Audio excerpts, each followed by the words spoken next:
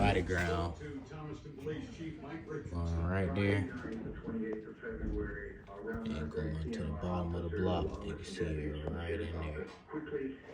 Look at how much justice Jack did me.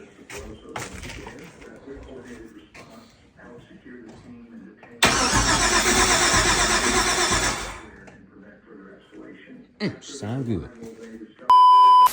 Alright, YouTube. We done got a good amount done. I wasn't recording because I didn't expect this to be a good little video. But got my motor ground, cause y'all know I didn't have one, cause I didn't have the battery up here, so I didn't think about having a ground. But you gotta have a motor ground, obviously. So I'm gonna cut that OG gas line off.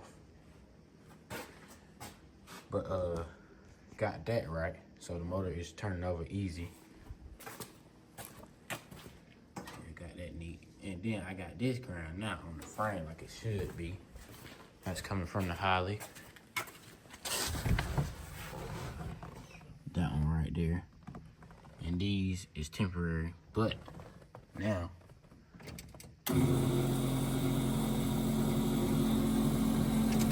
I ain't gonna keep it going because it's dry, so need to put some gas in it. Not right now, but fuel pump is priming now because we got the grounds correct. So now I need to put that gas in it one day and then we'll get situated in. But I'm finna run these wires correctly now, make it look neat, and I'll get back with y'all. All right, y'all. Test it. The oil pressure I thought I had recorded, but I missed it. But you got oil pressure, definitely. Because I'm leaking. I forgot, but I thought I did, but I didn't tighten the oil feed for the turbos at all. So it was just squeezing out there, which I heard it when I first primed the engine. But, so gotta get that right. Just tighten up everything. Need to jack the car up in the right spot so I can get up under there. Now I figured out what was going on with the shifter. For somehow, I don't know how it happened, but I noticed my cable looked like it was twisted up, and it has got wadded up in the cable somehow. I can show y'all that before I, get out of video, because I ain't got that much footage right now anyway, so I'm gonna throw that in here. But I'm gonna show y'all that. With the cable, y'all, as y'all know, the shifter cable is not supposed to look like that. Don't know how that happened. I already got one ordered. Supposed to be here today, but it's probably gonna get here tomorrow. But that's what that cable look like. Cables are supposed to be smooth. I'll show y'all an example. An example of what it's supposed to look like, smooth cable. And you're probably wondering why I just didn't use this one. Because, as you can see, the Hirsch style got these kind, so my shifter wouldn't bolt up correctly. So I had to buy the Hirsch starter cable. Shifter cable. So back to that video. But as y'all see, we got alright. So that black wire is not a ground wire, but I didn't have any wire right now, and I wasn't really trying to buy no more. So I just used some black wire as a positive. As y'all see, it's going up to the fuse. Then it just changed to black. It was all the way back as well. And just connect right there. So that's really a positive wire. It's just black. No biggie. I know what it is. That's the only person that didn't know what it is, because ain't nobody finna be touching the car anyways. And then, so, wire from the battery going to the blue wire on the fuse. I'm at the relay. No, wire from the battery is going to the red wire on the relay. Blue wire is going to the pump itself, which is the red wire back here as well. And then, white wire is a trigger wire, which we do have that now. As y'all can hear, you can hear it click. Yeah. So we got 5 there, and that was the only reason we didn't have 5 is because I didn't have a good ground, because I didn't have it grounded on the frame. Because you have to have your motor grounded to your frame, chassis, your fuel pump grounded to the chassis, and they have to have a continuous flow. So with this ground right here, being grounded on the car in the inside, that's not continuous flow because it's not on the frame as well. Hold on, y'all, just make sure y'all can see me good. My bad, y'all, hit the button on accident. But you gotta have a good continuous flow with the ground. So I had to hook that to the frame, made the motor hook to the, got a ground wire for the motor, and then the pump is grounded as well, and then you get power to your ground wire. Now I just got this fuse on hook right now, so my pump won't be coming on anytime I switch my key on. Basically just an unplugged style going on. So yeah, making progress, getting real close. I'm gonna save this footage right now, and yeah, y'all, I'm fade back. Got one bulb out. I just thought to test it. I ain't seen the tail lights before at all.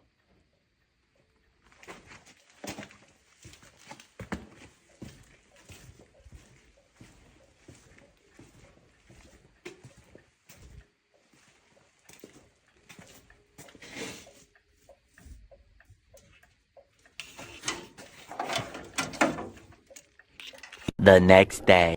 All right, y'all, it's a few days later. I got my elbows off. Welded them up on there. Not the prettiest, and definitely not the ugliest, because I've seen definitely a lot worse. But got the wastegate flanges on there. Now, I actually did one already, because you can see it's clocked different. You see the bolts is diagonal with that. These are straight. But yeah, I didn't even tell y'all I got these wastegates. Sorry. But we got wastegates and everything. So I said I'm gonna go ahead and put these on before I even crank up, so then I will have less to do when we get to that point. So I actually changed the spring and this one already. I'm finna take it back off though, because it's clocked wrong. I don't like how the summit and everything is supposed to be straight like how this one was. So I'm finna take it back off and redo that. But these are springs that come out of it, which together added to 11 pounds of boost basically. So we put the green spring in there, because I don't know exactly which one is 5 pounds and which one is 6, but they come with them both, and then they added 11. But I'm just gonna, it came with the other 3, a 4 pound and 2 6 pounds, so I'm just putting the 6 pound green one in there. So it should be 6 pounds of boost. May still be too much, but yeah. Y'all let me know what y'all think. 6 pounds of boost too much for me to be starting off with. But yeah, so finna put them springs in and I'll fade back. All right, as y'all see, gotta hold pressure on it. But once you get it down there, you start it. But yeah, this is the one I had already did. So these springs that come in there are actually a lot shorter, but one is a 6 pound. So what you do, if y'all don't know about how wastegates work, so these are both 6.5 pound springs. So that's 13 pounds of boost right there. Add spring pressure, and then there's different sizes. So like you see, this is another green one. I just can't go in with that one. So then you get this red one, which is, this is a 4.1 pound, I think. And you see how that go in. Then we got another section open, which is for this one. And so that's like 30 something, probably 40 pounds of boost. I don't know. I ain't add it all up. But we ran the green one, 6.5 pounds. And yeah, we're gonna see how that do. And there you have it. They on there. They're not super tight. I can still rotate them a little bit. But go back down to the shop, throw them on there. Now we got wastegates. Now all we need to buy is the blow-off valve. And when I get to that point, I'm gonna buy exhaust too around close to the same time. But no, not exactly. I'm gonna buy that blow-off valve first probably. And then buy my piping and all that. And then, yeah. We making progress, y'all. The next day. All right, y'all. We back down at the shop. Finna put the elbows back on and turbos back on. So I'm finna put y'all on time lapse. There's a lot of noise in there right now. But then do that. Then we're gonna get into making sure all the gas lines tight. Make sure I ain't got no oil leak no more, because I got the turbo feed lines leaking. So tighten them up good. Just tighten everything up. Make sure everything tight. Then I might test the fuel pressure and stuff like that. So I'm gonna put y'all on time right now. Show y'all me putting the elbows on. And yeah, I can fade back with y'all with more updates.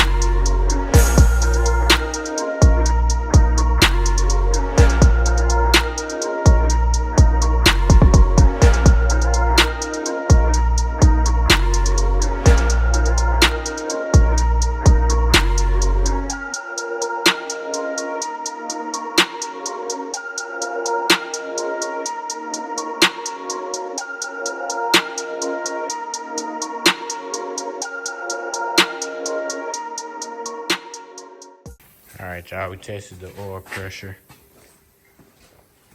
And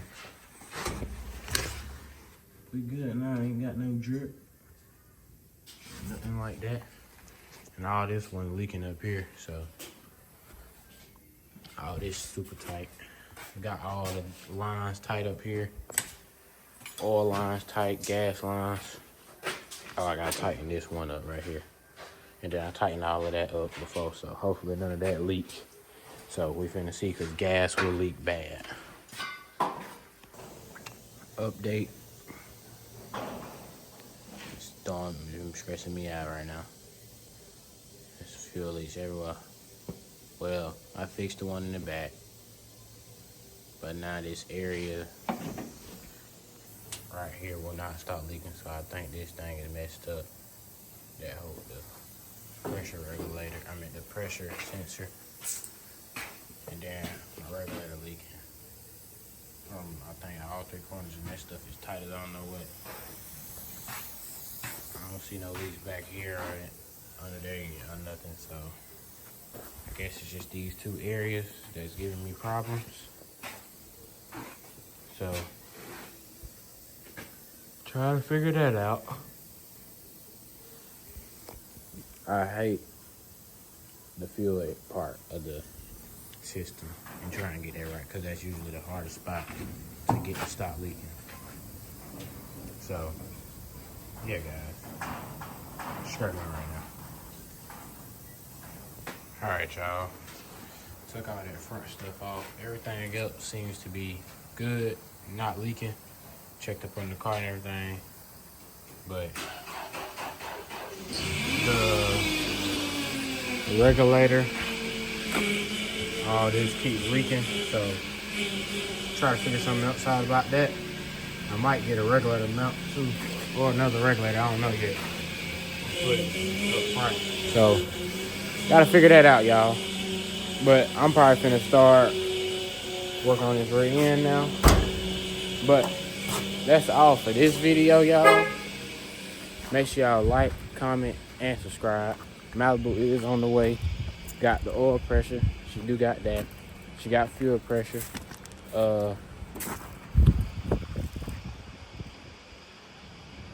Probably shouldn't start taking this rear end out, but that'll be another video. Let me flip this camera around too so I can see myself. But yeah, so trying to think of everything we got left. Oil pressure, fuel pressure. Got to get all the leaks out. Got all the oil leaks correct now. So oil leaks is checked. Fuel leaks we still got to get right.